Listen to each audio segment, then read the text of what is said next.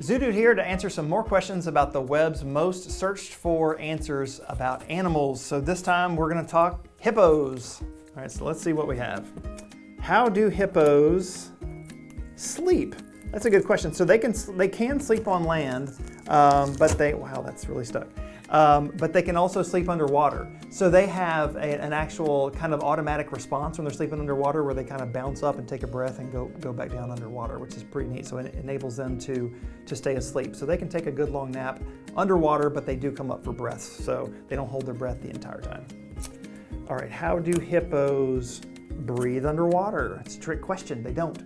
Their anatomy, their nostrils are at the top of their nose, right? So they are usually close to the surface, so they come up and they breathe air and then go back under the water. But I could see how people might think that because they spend so much time in the water. All right, how do hippos poop? Like most animals, it's just rather dramatic. There's a lot of it. It's in the water and there's no mistaking it when it happens. It's one of the benefits and not benefits of underwater viewing because everything's on display. But yeah, they poop a lot. All right, how do hippos communicate? So a couple different ways. They open their mouths at each other when they're being aggressive, but they also vocalize. And hearing a hippo vocalize is one of the coolest things. If you haven't heard it, I recommend you Google it and listen to it because it's this really cool, haunting, echoey sound. It's awesome. All right, how do hippos swim so fast? They don't really swim that fast, but they swim faster than we do. But they really kind of run on the ground, so they don't really swim. They kind of jog on the bottom of the floor. Like how I did that? That's what they do, but they don't really swim. All right, how do hippos, this is a long one, avoid predators in the wild? That's a good question because they really don't have to much.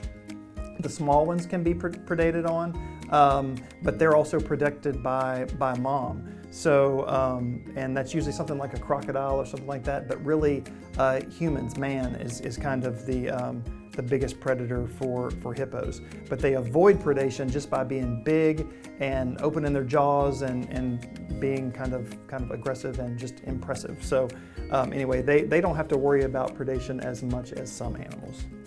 All right, and how do hippos float? Well, they have a lot of fat, so they're pretty buoyant.